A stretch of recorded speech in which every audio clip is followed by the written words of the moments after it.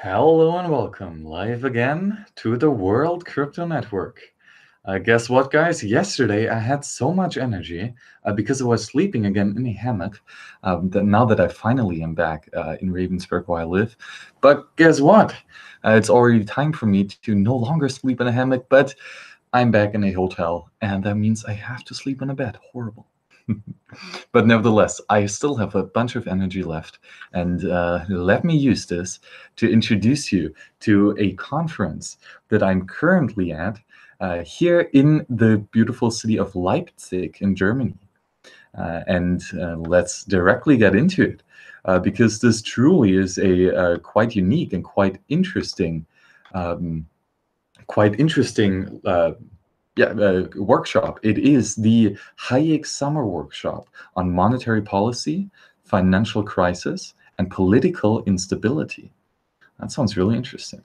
It is in Leipzig, as I said. I think this here, I do not know which building that is, doesn't matter. But here, 2 days, 5th till the 7th, Wednesday till Friday. Quite nice. And this is all about financial crisis, skyrocketing debt levels, sluggish growth, and growing inequality are amongst the most pressing policy issues in the industrialized world. The Hayek Summer Workshop provides an opportunity to 15 selected students to discuss causes, consequences, and remedies of the current low growth and high debt environment from a Hayekian and public choice perspective. Students will spend 2 full days learning, thinking, and arguing about topics such as the link between monetary policy, credit cycles, and financial crises. They will explore the political economy of crisis policies, as well as unintended consequences of crisis management. The intensive workshop takes place from the September 5th and 7th at the Leipzig University, amidst one of Germany's youngest and most dynamic cities. Selected students will be accommodated right in the city center, 2 minutes from the university building. The program package includes welcome drinks, lunch meals, and get-together with the instructors. So already, seeing what this is all about is fantastic, right? Because this really goes into depth about the issues that are most pressing in today's monetary economy.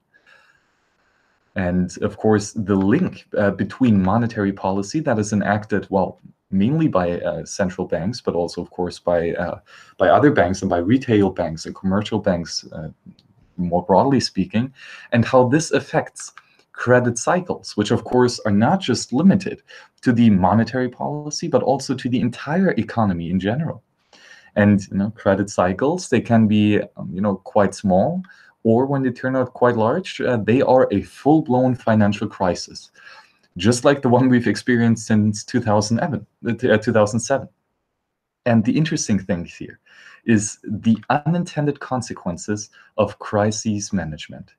So clearly, what we have seen in 2007, 2008, this was a huge crisis. And now that we have almost 10 years, we can look back on the crisis management techniques and policies that were enacted to, quote unquote, save us from the next crisis. So let's see how this will all be coming about. Quite interesting, right? Organized is a thing by a department of the Leipzig University called the Institute for Economic Policy. Quite nice. And a big sponsor is the Friedrich von Hayek Gesellschaft, which means organization in German.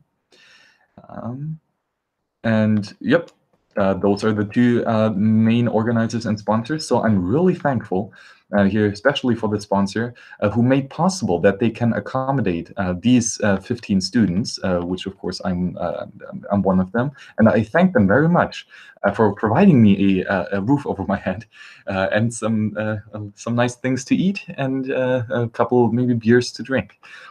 So that is going to be fantastic. I thank the sponsors so much. It's always nice to and see that people can give back and can support young and poor students like I am with only a couple Satoshis to my name in this entire endeavor here. So that's fantastic. Thank you so much. That way I can hold on to the few Satoshis that I still have. Okay, we will right now first check out the speakers who are actually or the instructors who are speaking here. So first we have Dr. Pablo Duarte, who is a senior researcher, and he's obtained his PhD in economics, which is nice here at Leipzig. And he's specifically working at quantitative development economics, economic policy, and economic history. So quite interesting. I'm really curious about the quantitative development economics, because that is one part of economics that I've not done too much of research. I personally am not a big fan of all these econometrics and quantitative economics. So I'm curious on his take, and I hopefully will learn quite a bit from him. And that's fantastic. I'm really looking forward to that. He's doing extensive research on informal financial markets. Maybe Bitcoin counts in here. Curious. Monetary policy and income inequality. Yeah.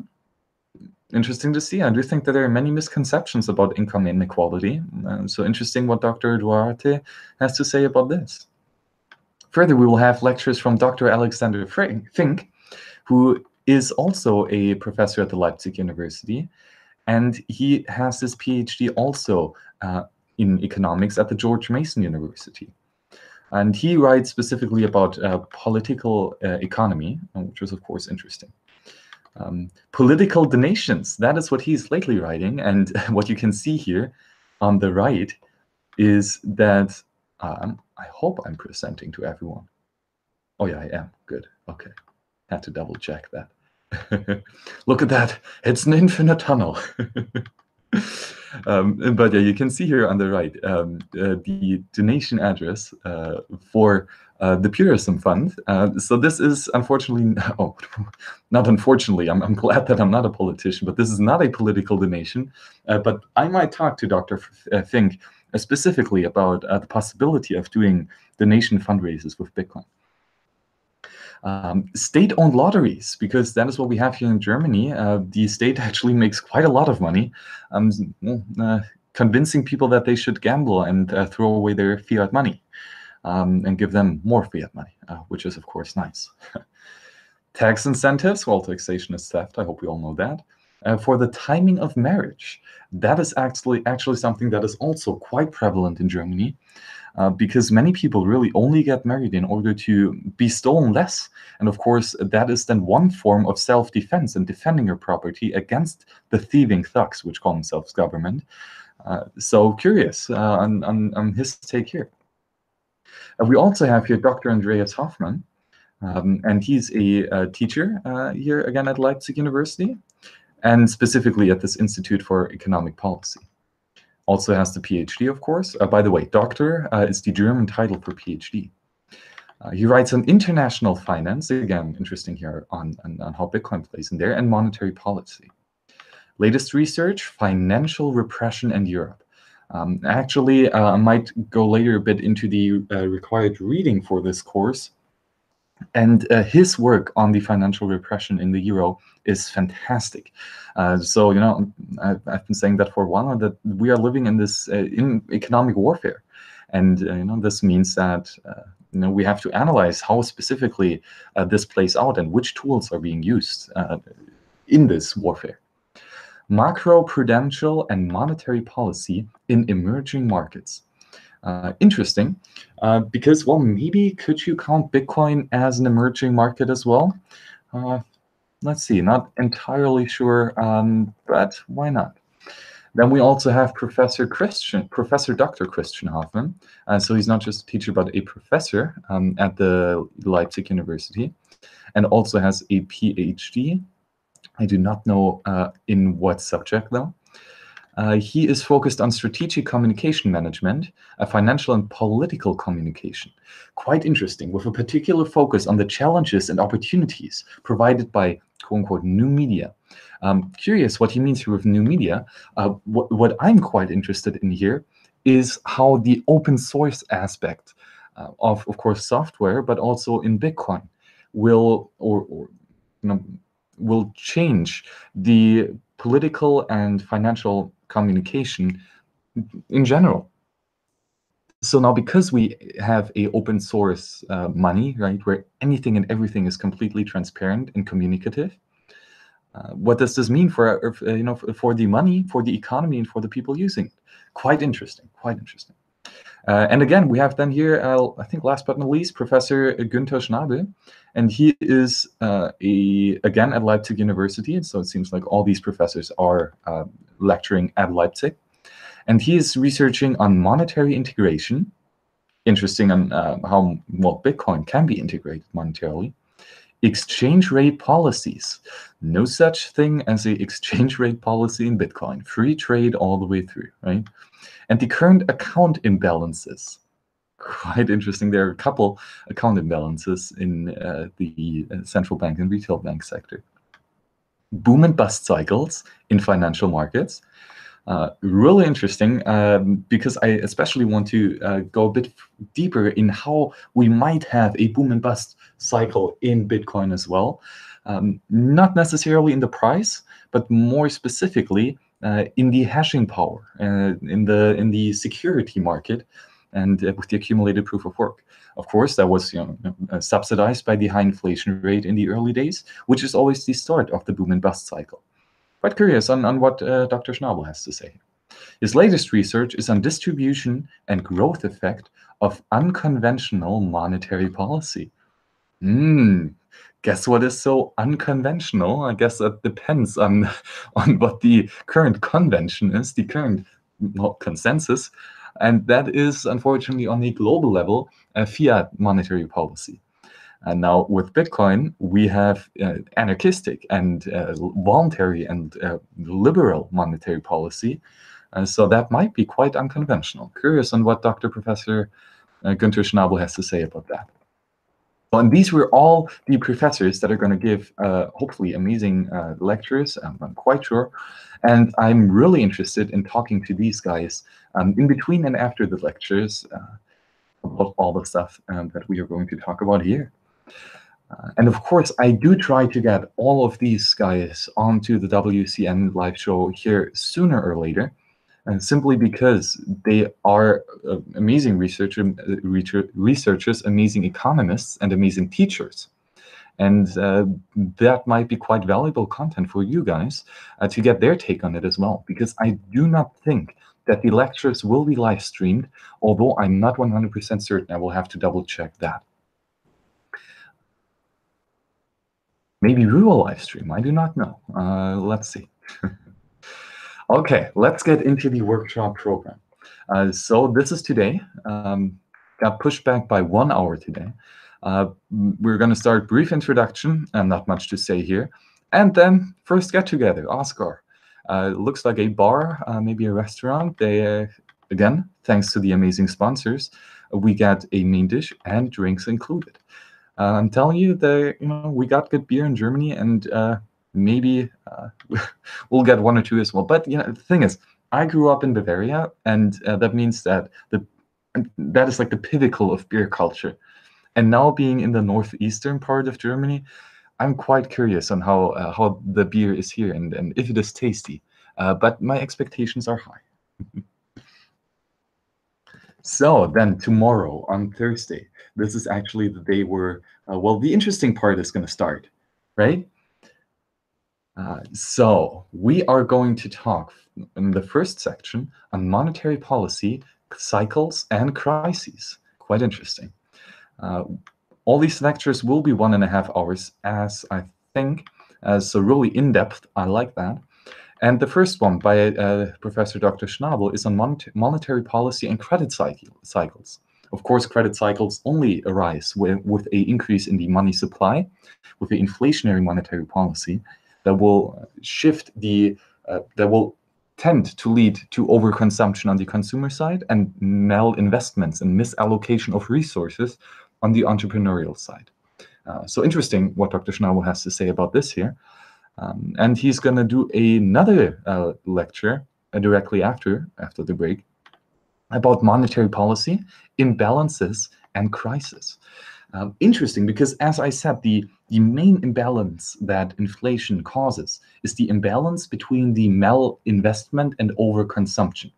So entrepreneurs think that because of the additional money that is flowing to them with the inflationary policy, it is of course created out of thin air, right? But if the entrepreneurs do not know this, if they believe that we are still in a sound monetary policy with where the inflation and printing of new and fraudulent money is impossible,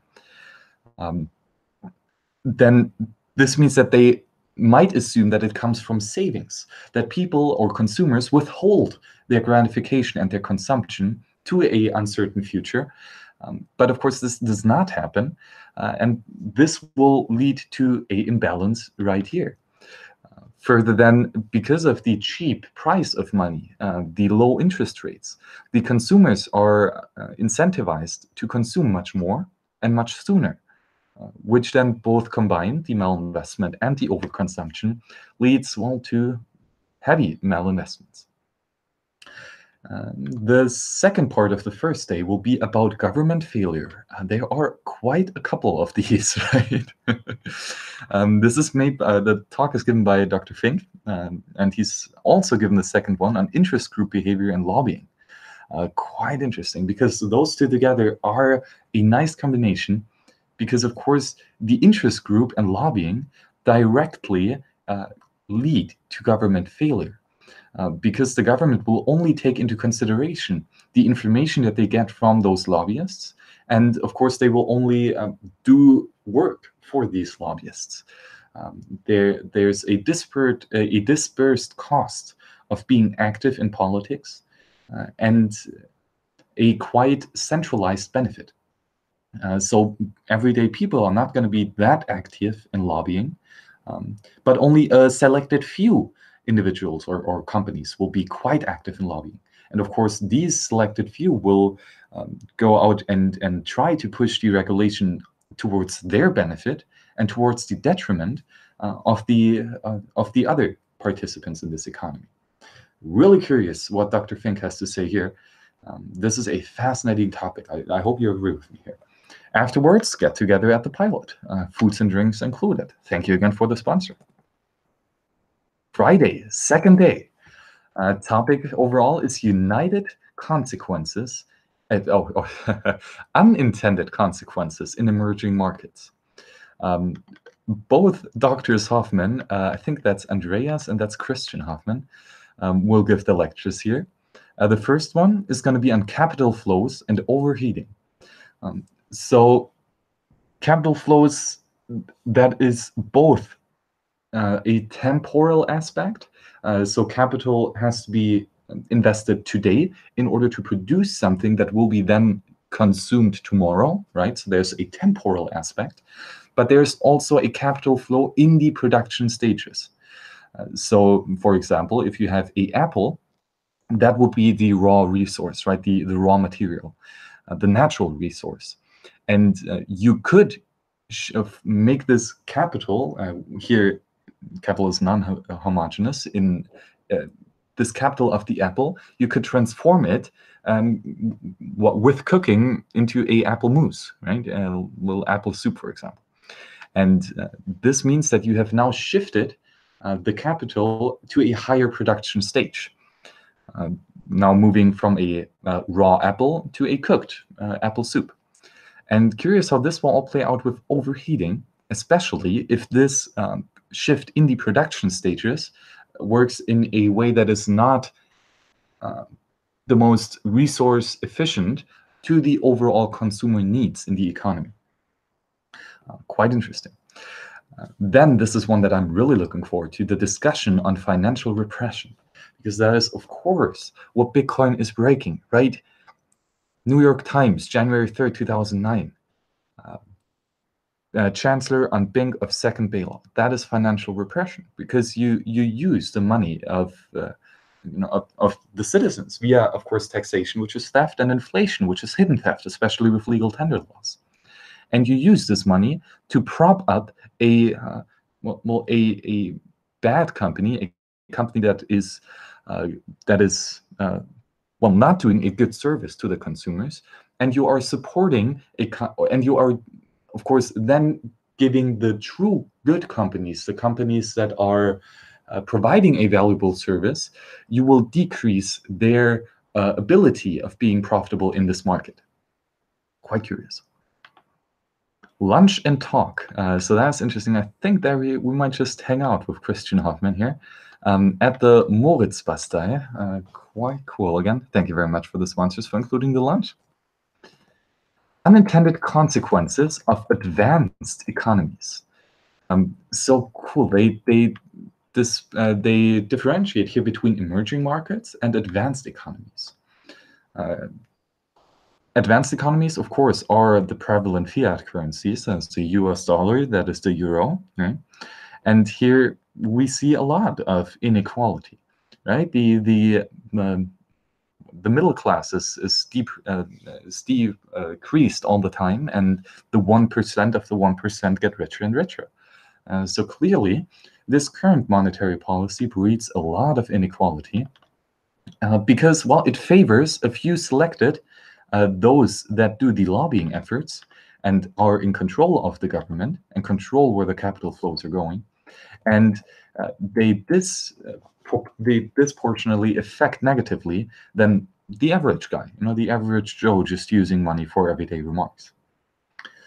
Then we finish up with a lecture by Professor Schnabel on low growth, which I do think we have right now in pretty much all over the world, other than in Bitcoin, because in Bitcoin we can speak of nothing else but exponential growth, hyper-exponential growth in all aspects. That's why Bitcoin is so exciting. And political polarization. Interesting how this divide and conquer strategy that governments always put forth, and how this works both in the political realm, of course, with the so-called different parties, the Democrats and the Republicans, or the socialists and the democratic socialists, wherever the difference is. This divide and conquer Hegelian dialectic strategy is quite good. It works quite well. And curious how what Dr. Schnabel has to say here, especially how this works in our economies here in Europe and Africa, America. So that is going to be curious. Final remarks, last day, we're going to finish up at 6 p.m. And that is already it. Only 2 full days, but they are actually quite packed. So this is going to be, I hope you agree with me here, quite an interesting palette of unique and useful content that we will see here, and useful information that we can take in, and of course try to understand all that. I really like this conference. It is packed in 2 days, but quite a good and full schedule, which I really do appreciate. The interesting thing, though, is that, yes, these lectures are quite interesting, and they are, of course, prevalent and important for the Bitcoin economy as well. Question is, though, will they, number one, live stream it, which I'm not sure. And, of course, the lectures are only one minor part in it. And in such a seminar, of course, the discussions between the students and professors in between the lectures and after the lectures, especially after the drinks one, is quite a fun and enlightening experience. And that's what I personally loved about the Mises University, which I attended. Of course, the lectures were amazing, but I even more enjoyed talking to the professors and students. And I especially enjoyed that I could share some of these conversations with you over the live streams that we did at the Mises University. I think there were 18 to 19 live streams, crazy, in only 1 week, and a bunch of valuable content of just people discussing economics and Bitcoin. And that is what I will want to bring to you here on the World Crypto Network again in the next 2 to 3 days, depending on where you're at, time zone-wise. I want to talk both to the professors, who are giving the lectures and get their unique point and on this channel. And especially, I want to get their opinion on Bitcoin and how they can take all this experience that they have gathered in the realm of of economics and Austrian economics, and then see how they can adapt it, how they can take the interesting topics that work in Austrian economics that was mainly explained at the example of gold, and how and if they can make the connection to Bitcoin, and how this new digital, scarce and hard and sound money is just as interesting as gold, and probably much, much more so. Really looking forward to that. But also, it's not just going to be the professors that I want to talk to. I also want to talk to these 15 students that are attending the conference. Because the cool thing is, if you attend voluntary conferences like these, you know that the people are here because they want to learn something, and they want to connect, and they want to throw around ideas and pick each other's brains and discuss interesting and quite difficult concepts, or trivial ones that still need further elaboration. So providing you with the conversations of these students would be fantastic as well. Of course, that also gives you the opportunity of going in the chat and joining the conversation, which is, of course, your chance of talking to these people and getting some of the experience that we get here live and in person, in meet space, not in cyberspace, but in meet space. And let's do that. Let's check here on the chat what is going on. I see Atlant Cap joining us. I see Blake joining us. Nice, Blake Anderson. Good morning to you too.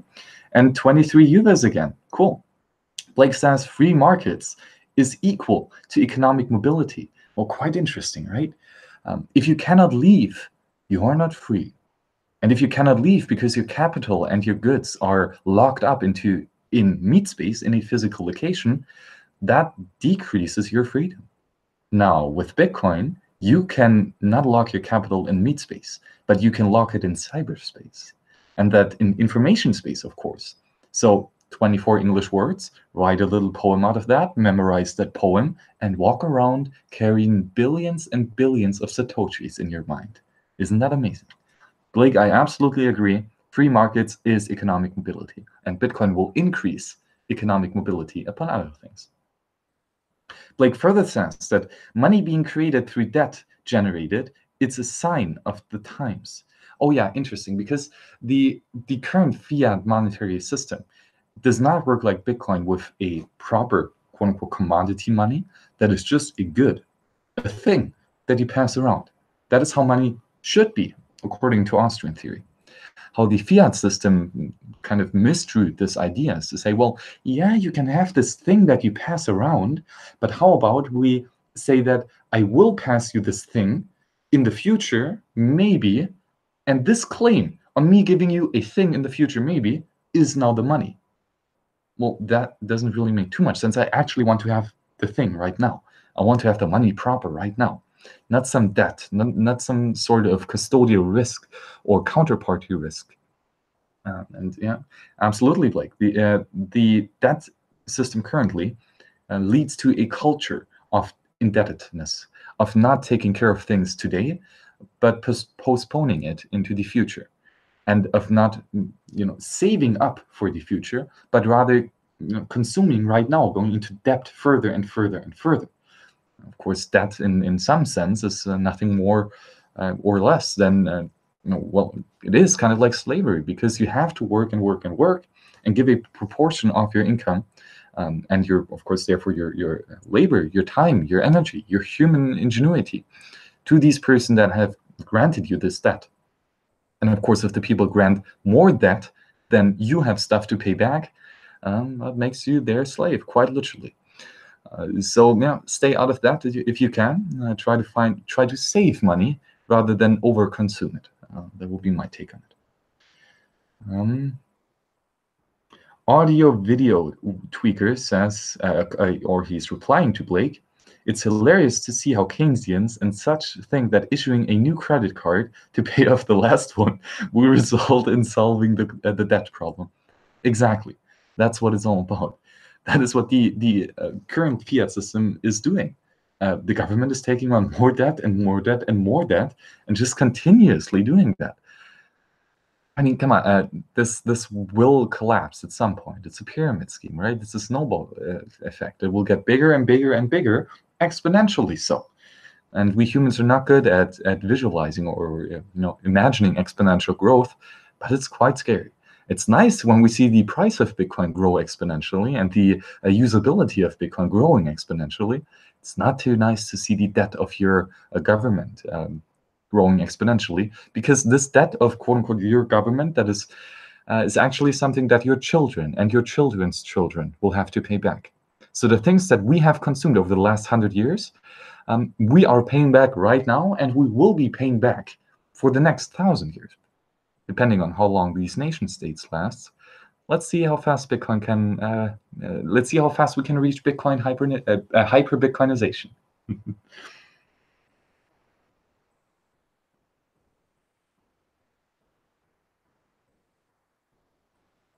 Blake further says that, like harvesting metal from a bridge, it works until it spectacularly doesn't. Absolutely. This entire this entire going further into indebtedness is just chipping off at the foundation, right? And sooner or later, the foundation will be that weak that it will no longer support all the things that you have built on top. And if you have built on top with the assumption that there is a strong foundation, then you will soon realize that your assumption was false and that there is no strong foundation. And that is then when, of course, the entire system will fall down. Quite curious. Okay. Okay, and then Mustafa says good morning to you too. And he asked, where are we? Well, I am in Leipzig, in Eastern Germany. And of course, I am, or I will be attending, oh, there's the infinite tunnel, the Hayek Summer Workshop on monetary policy, financial crises, and political instability. I hope you agree with me that this is actually a really, really, really interesting topic, and that you are just as excited as I am about listening to all these amazing lecturers giving their opinions and their talks in this beautiful building here. I don't know if it's in this building, but here are just some pictures of the city of Leipzig. Actually, quite a nice city. Some parts of it. I haven't seen too much of it. That's actually the first time that I've been here in Leipzig. By the way, if you want to catch up on the reading that was required for this, you can familiarize yourself with the following 5 key papers and chapters in preparation for the workshop. And after reading all of those, I can recommend each and every one of them. So first we have here, from Dr. Hoffman and Dr. Schnabel, who will be speaking, a paper on vicious cycles of manias, crises, and asymmetric policy responses, an over-investment view. Quite interesting. I really like this. Vicious cycles are dangerous because, for example, in the fiat system, as it increases in value, more fiat currency will be printed, which will eventually lead to a decrease in the value of that fiat currency, because with the new money that is being printed, more debt is being taken upon. And this is, of course, an increase in the money supply, which will decrease the purchasing power of this money. And because you can go into debt, and with this fiat money, you can, quote unquote, short this fiat currency, go into debt, further increasing the money supply, further decreasing the value of the money, further going into debt, further increasing the money supply, further decreasing the value. Quite interesting, and quite the contrary view to what Bitcoin is doing. Because here in Bitcoin, we have the opposite. We have a symbiotic cycle of more people joining the network, more value being in this currency, more miners are incentivized to secure the system, but due to the difficulty adjustment, no new Bitcoin will be created, but rather all these new miners will work on securing the additional or work on securing the network. Quite nice. Then we have here a paper by Mr. Demsetz on information and efficiency. Also, again here, because of the aspect of Bitcoin being open source, I really like this paper that went into the power of information and the efficiency that a open and a transparent system has. Of course, Bitcoin is in that aspect very much so efficient, because you can see anything and everything. That means that sooner or later, anyone will find a bug, no matter how small it is. We have another paper here by Dr. Reinhardt and Dr. Kierkegaard and Dr. Sprankia on financial repression redux, finance and development. Oh, no, that's the title of the paper, Financial Repression Redux. Also a nice paper that goes into the aspects and the tools that governments use in this war of sanctions and in this war of legal tenders and in this law of or in this war of blocking the entrance of new participants in the marketplace. And of course, the namesake of this conference, Friedrich von Hayek, had in his amazing 3-part book, The Law, Legislation, and Liberty, LL, fantastic, absolute fantastic book, or series of books. And the second volume, The Mirage of Social Justice, really like that name, has a chapter on the social or distributive justice. So basically, the difference between providing this level of justice on the quote-unquote social level, on the political level, or on the individual level. And again, Bitcoin is here a nice example, because with running a full node, you are your own judge. You make your own rules, you verify these rules, and you enforce these rules. So it's really fascinating how Bitcoin completely ignores the social justice, that it's a political and coercive, quote-unquote, justice system, but rather it goes in the decentralized and individual-based and sovereign-based, network-based justice, which I really like. And then further, a talk here by Professor Schnabel, who will, the paper by Professor Schnabel, published at in the Cato Journal, on exit strategies from monetary expansion and financial repression. Well, guys, would there only be one currency that we might use that would be a suitable exit strategy from all these government fiat currencies that just seem to bother us nonstop? I wish that there was something like that. Oh, wait, we have it. It's called Bitcoin. You see, without being repressed whatsoever, you can send a couple Satoshis here to this Bitcoin address to support the Purism initiative, where I want to give you a more detailed view on the Purism laptop. And nobody is repressing you not to send me anything. So you can either send some or not, but you're not forced. That is quite nice. Anything and everything in Bitcoin is peaceful. I like that.